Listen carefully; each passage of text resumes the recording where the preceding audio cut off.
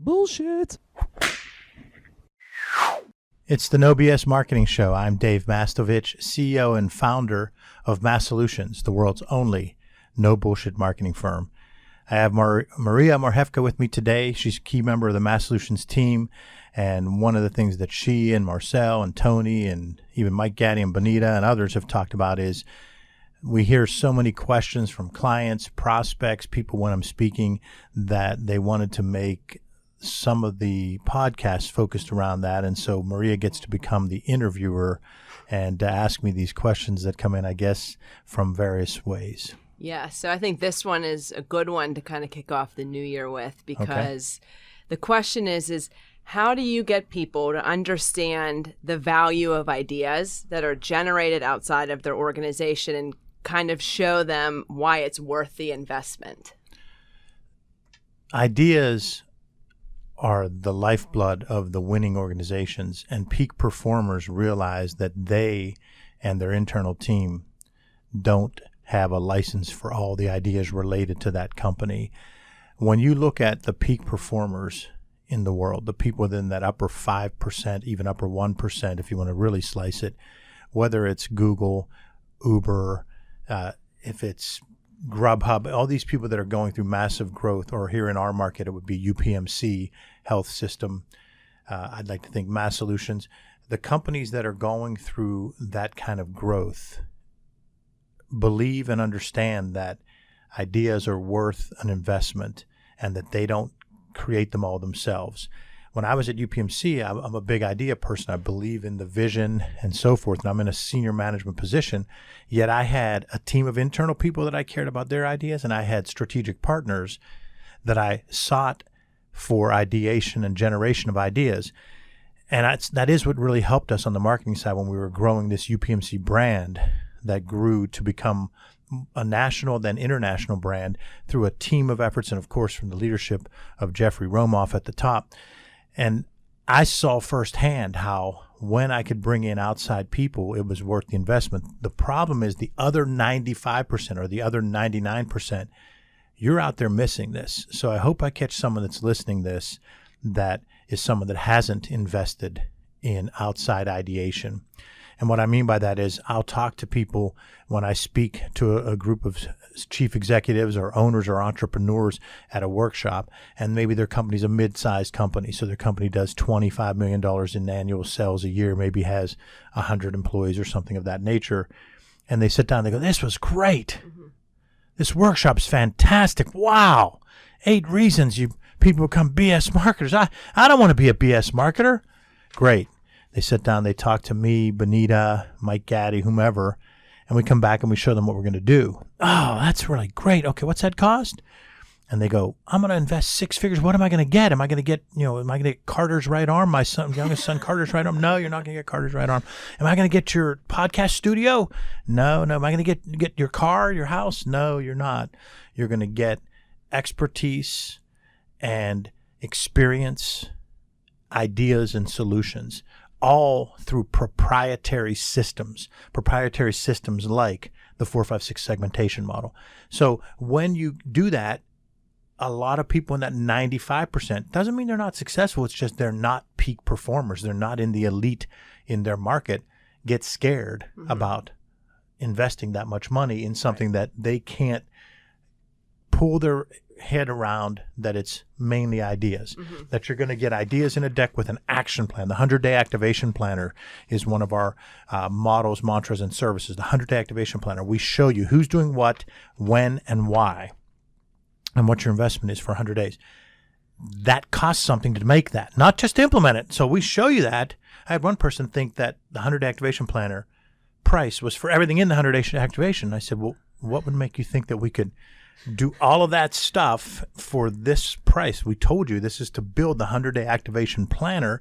Then the implementation and activation costs something else." So there's a percentage of people in that 95% of people that aren't in the elite in their fields and aren't in peak performers. There's a percentage of them that are frightened or uncomfortable with paying for ideas. There's also a percentage that are arrogant about it and think, "How dare you think you could tell me ideas?" You know how many times I've used the word strategy? And we do the strategy here. I do the strategy here. So there's one portion that's afraid to pay for it, just doesn't grasp the value. There's another portion that's arrogant about it and says, how dare you think you could do the strategy? Then there's a third portion who maybe wants to do it but can't afford it. Our problem is it's hard to figure out which of those three it is. It's not so hard to figure out when it's the insecure person who's the insecure arrogance that I've written about. Insecure arrogance, look at it up on the blog. But it's harder to know sometimes when it's someone who wants to do it but can't afford it, but won't just say that. And so that's the thing that I would say to any of our audience out there. If you're someone that thinks that using consultants is bad, there's people out there that say the word consultant is bad. If you're someone like that thinks that, you're full of shit. There's no other way around it. If you're listening right now, what I want you to do is stop. Don't read any of my other stuff. Stay away from me. Okay? Because if you think that, you're a moron. Yes, I'm going to label something. I'm going to be mean and say a negative word.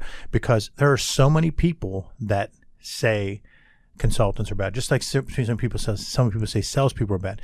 Salespeople aren't bad. There are weak salespeople that drive you crazy. But the talented salespeople are needed and vital to both the customer and the company. The same thing with consultants. Of course, there's some consultants who charge a lot and give a little, but the vast majority of people that are coming up with ideas, whether it is a management consultant working for Accenture or whether it is a financial consultant working for Ernst & Young or whatever, or whether it's a marketing firm like ours, the ideas are of extreme value. So what's tough for that client to do is to admit that. Now, I know part of it is their posturing because they don't want to give us negotiating power as if we're going to constantly upsell them or come back and say, well, you told me we were great, pay us more. No, but you can admit that we helped. So do you think that comes from the negative label of a consultant comes from their insecurity of giving that power to somebody outside to help them with their strategy? I think that's part of it. I think sometimes it's the insecurity when you're at a small or mid-sized company and you're dealing with them. Sometimes it's the insecurity of that person can't grasp that when they see an hourly rate, they just take that times 2,080 and think that's what a consultant makes, and that's just not true. Like if there's a freelance graphic designer that charges $90 an hour, that does not mean that graphic designer makes $190,000 a year. Right. They might bill for 1,200 of their hours, which is $100,000, and they might have $25,000 of costs for $20,000. So they're going to make the same as the graphic designer of their skill set that's working for a corporate company. They're just going to have freedom. They might make 5 plus or minus 5 to 10% for most people that freelance. Now there's that superstar, okay? But for most people, they end up making about the same amount. But you get a person in an organization that can't grasp with someone saying, you know, I had a client yesterday and they're in the law space and their rates are around $400 or $500. And then there's someone at the big law firms like a Jones Day, there might be at $800, $1,000. And some people just can't grasp that an hourly rate would be like that. Another thing that people can't grasp is if you are in 1 hour our marketing counsel, I've solved problems for someone in 1 hour and I'm the idiot. I'm the moron. Because if I charge you 1 hour and I solved you a $500,000 problem for $500, like, you know, so you have to understand that the value of how people perceive that. So some people can't grasp because they don't understand that you don't get that doesn't go in that person's pocket. Other people just can't be secure enough to know that you're busy. Like one of the things that happens is you get busy with day to day, even us. I fail to get to strategy sometimes. I have to have committed focus days because I'll fail to get to strategy because there's so many fires to put out in any company. So what I try to convey to people is instead of saying, I don't want to bring in company X, I want to try to do that myself. Okay, you say that on January 15th, you get around to it on March 15th, and it's done based on your level of expertise and 2 employees of yours level of expertise. What if someone else got it done by February 15th and had little bits and pieces of 5 people, all who knew that particular thing more than you and your 2 employees? You got it a month sooner, and you got a better product, and your time's worth something, isn't it? This is what cracks me up, the insecurity and the arrogance. Isn't their time worth something? So if person A at the company put 10 hours and their 2 subordinates each put 10 hours, that's 30 hours of their time. Is that worth nothing? So if you really look at it, they had the cost of them not working on something else. You have the better quality and you have it done a month quicker. Well, I've seen instances where someone put it on their to-do list and never got to it. whereas we would have knocked out in 100 days. Right. So do you want something? What's your choice? Well, you know what? I have it on my list and I'm going to do it. I'm not going to give it to somebody else and it's never going to get done. How's that sound? I saved that money though. The other one is I'm going to pay them. It's going to be done in 100 days and it's going to be better than I could have done it.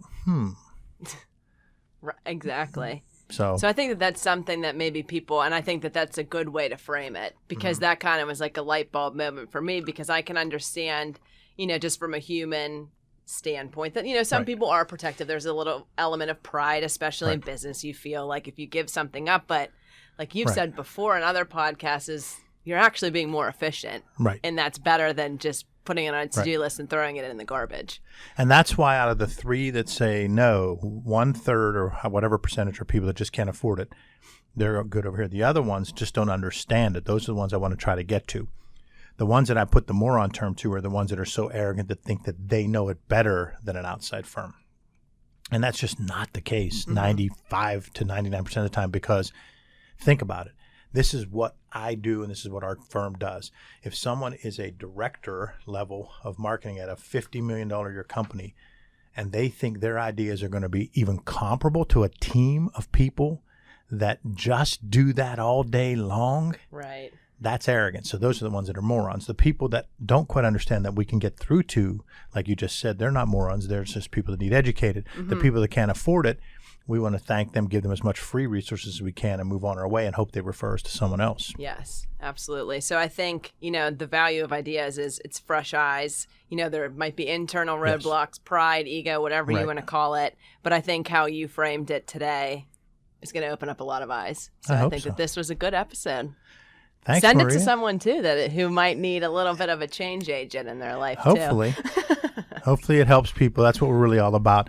Thanks for listening to this episode of the No BS Marketing Show, recorded in our studios in bold, beautiful downtown Pittsburgh, Pennsylvania. Remember, ask yourself, what's the big idea? And build your story around the answer. It's all about bold solutions, no BS.